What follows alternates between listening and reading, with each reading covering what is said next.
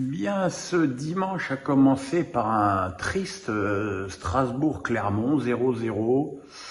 Des Alsaciens très dominateurs, malchanceux, deux barres, mais trop approximatifs sur le plan offensif.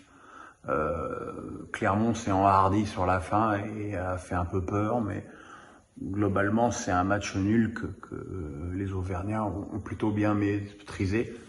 Juste deux remarques, qu'il y avait pénalty sur Ajorc pour un coup de coude dans le thorax, et que d'une manière générale, cet arbitre que je ne connaissais pas et que j'ai pas envie de connaître a été d'une nullité crasse tout au long de ce début de journée.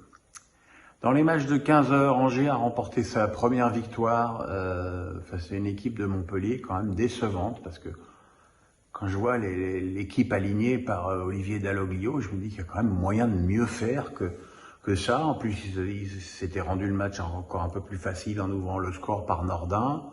Sauf qu'ils ont encaissé un but très rapidement derrière par Uno. Et puis il y a eu ce penalty concédé par Bingo Camara qui vient d'arriver de Strasbourg. Voilà, ça fait du bien, beaucoup de bien à Angers, mais j'ai peur que ça fasse pas de bien à Montpellier. Toulouse a battu Reims dans un match assez terne et assez verrouillé.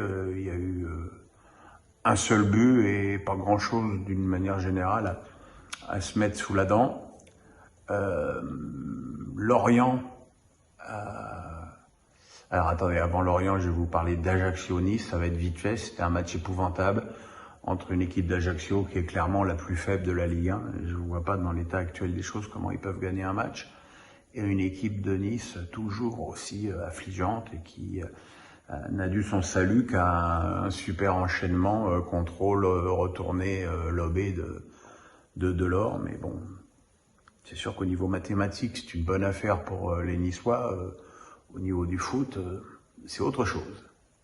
Et puis Lorient qui avait battu Lyon mercredi, a renouvelé ça contre les héros de l'Europa League nantais, qui étaient peut-être un petit peu fatigués, mais qui ont ouvert le score par Ganago. Et puis derrière, il y a eu ce coup franc sublime de Ouattara, après le coup franc sublime de Lefebvre contre Lyon. Kathleen qui faisait son premier match, qui a marqué un but magnifique, et le troisième, j'ai oublié son nom, Koné, pardon. Et Koné qui a marqué le troisième but et qui a pleuré parce que sa grand-mère est morte, ce qui fait toujours des images émouvantes. Match bizarre à Rennes, parce que Rennes a éclaté Auxerre, alors que c'était pas spécialement évident. Très bon début de match d'Auxerre, de Rennes, qui ouvre le score quasiment au bout de 3 minutes. Et puis derrière, Auxerre, bien organisé, des bonnes combinaisons de passes, mais rien devant, quoi. Et puis en deuxième période, ça a été la saison des cadeaux. Couef qui perd le ballon devant Gouiri, et puis derrière, l'avalanche. Terrier, Ablin, Thès pour une passe décisive de Mandanda. Voilà, comme l'a reconnu avec beaucoup de fair-play Genesio, le score est un petit peu sévère pour les Bourguignons, mais bon, ça va faire du bien et peut-être lancer un peu plus la saison rennaise. Et puis ce soir, beaucoup de choses à dire sur Lyon. Monaco, ils ont fait leur match, très bien sur le plan athlétique en défense, très efficace sur les coups de pied arrêtés, puisqu'ils marquent 2 buts sur des caviars de Caio Henrique, le premier sur corner sur la tête de Badiachil, le deuxième sur coup franc sur la tête de Maripane.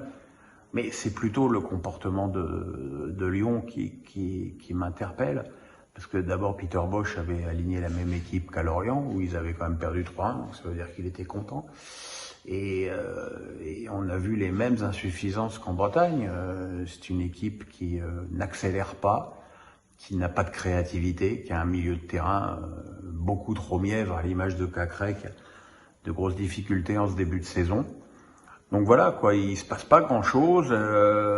Il a fallu à la fin que Peter Bosz fasse rentrer tous ses joueurs offensifs et aligne une équipe de PlayStation pour qu'on voit un petit peu des occasions et la réduction du score de Toko et Kambi. Mais j'ai plusieurs questions. Pourquoi ne pas associer d'entrée Dembélé et Lacazette devant? Et pourquoi Cherki est-il cantonné à faire 15 minutes à la fin? Parce que c'est quand même lui qui a été le dynamiteur en fin de match. En tout cas, Lyon rentre dangereusement dans le rang. Et voilà, ça veut dire que les victoires au Groupama Stadium contre des faibles équipes étaient évidemment un gros trompe-l'œil.